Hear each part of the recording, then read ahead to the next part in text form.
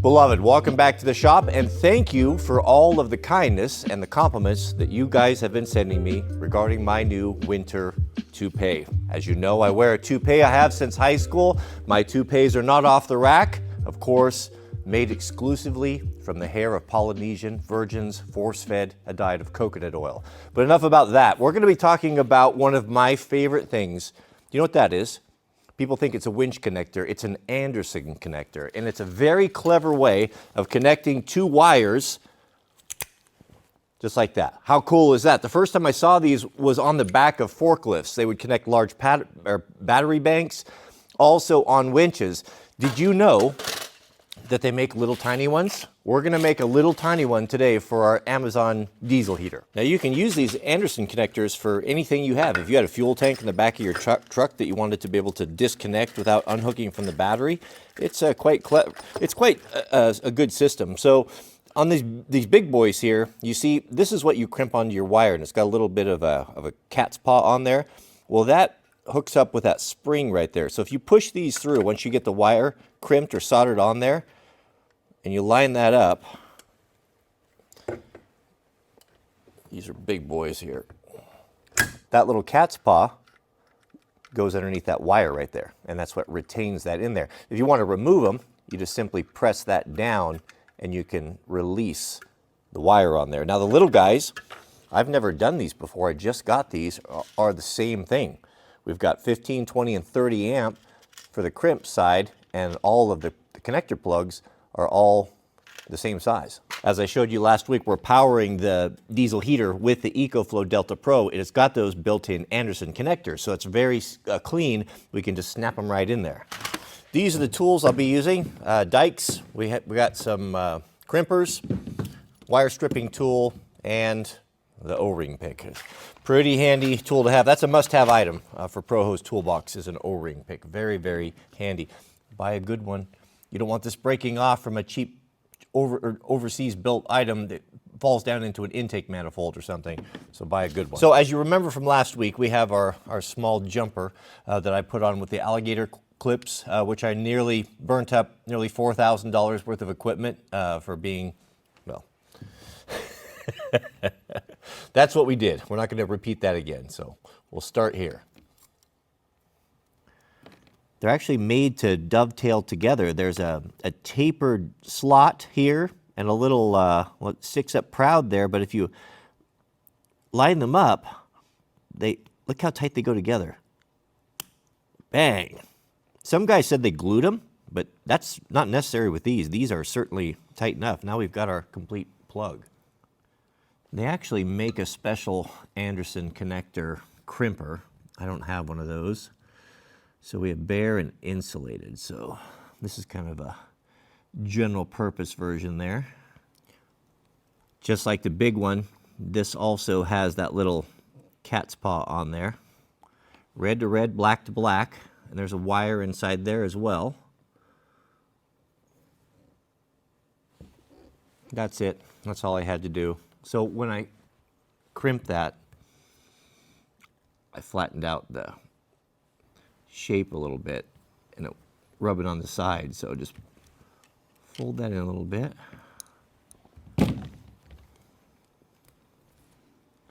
Perfect. They're both snapped into the springs, and now we've got a good strong connector. Very cool. Let's test it on the EcoFlow. The way these are made, it's impossible to reverse the polarity. Look at that. Goodness, that is skookum. I love it. Okay, let's put an inline fuse and we'll finish up the harness. Come on now. There we go.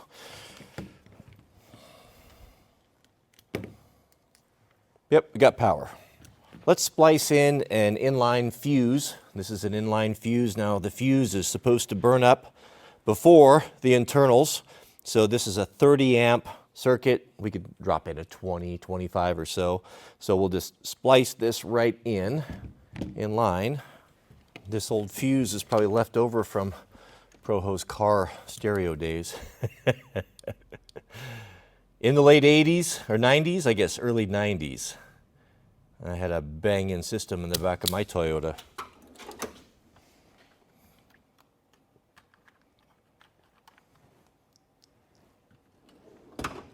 I just bought this Milwaukee heat gun. I've been hemming and hawing about this for the longest time, but this is, man, this is one of my favorites. I can't tell you how many uses you have for a heat gun when you're not tethered to a cord. I've always had one in the shop in the toolbox, but not one cordless, and it is really good for this electrical stuff on that M18 battery. Super, super handy, especially for taking stickers off. Now, your better crimpers are gonna have two options, insulated and non-insulated.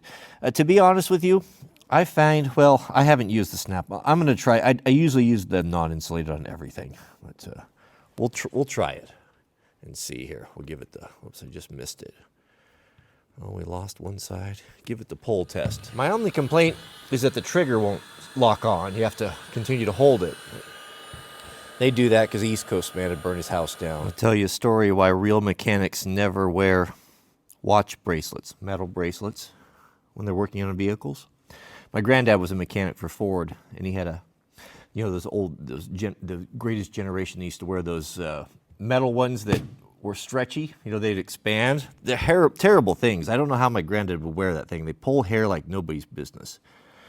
But he'd wear those things, and he was working on a car, and he crossed that bracelet with the ground on the core support to the positive post of the battery, and the thing immediately turned red hot. And he said he thought a bee was stinging him. He was moving it up and down, you know, swatting at it, trying to figure out what was stinging him, and it was that watch was so hot it was burning him. It was just burning him up and down his arm. So he didn't wear metal bracelet watch after that. Looking good. If you're ever wondering how long to make something, Apple figured it out, 3 foot. 3 foot is ideal for this sort of thing. It just seems to work. 3 foot or 6 foot. It's one or the other. We'll tape these up just to keep it a little bit cleaner.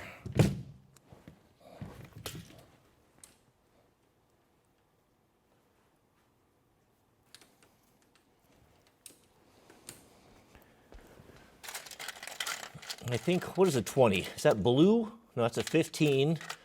White's 25. Yellow. Oh, check this out. Here's something I learned of when I was doing my adventure van.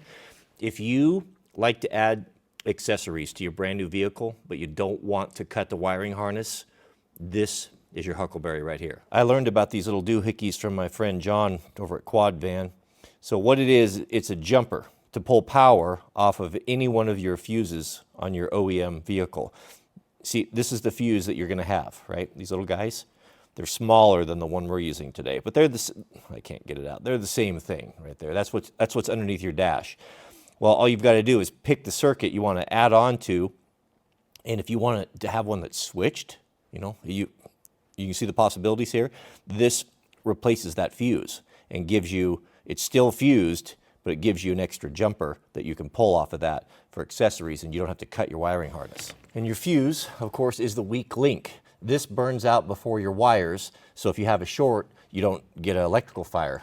This is easy to replace. So always put them on the red side or on the positive side, and they'll just snap in there. And this is just like your car has, just the older, whoops, bigger ones. It's got a little waterproof cap on there. And there you go, inline fused. All right, gentlemen, should we take it down to the tent, see if it goes? I have a treat for you. It is snowing like crazy right now. It's really stacking up.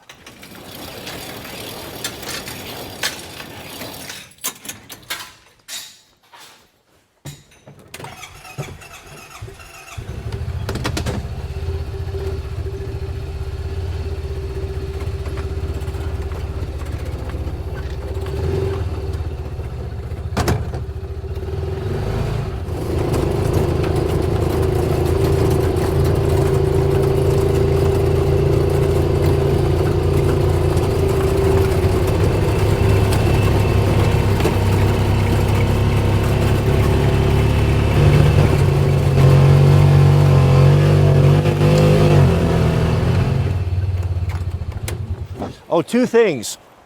Have you clicked that thumbs up?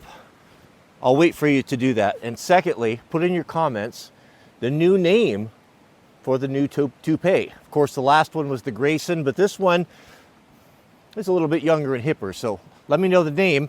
And if we get enough orders, I might consider kicking a few down to you guys that are follically challenged.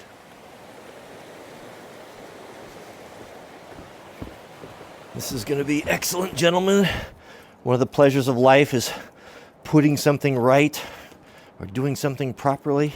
The warband has been loving the little heater. It's been making our morning cold river plunges much more bearable. Will she go? You never know with this stuff. All right, plugged right in, and oh, we have power. Do a quick prime. Doesn't take very much. Usually it doesn't, you don't have to do it at all, actually. And turn her on.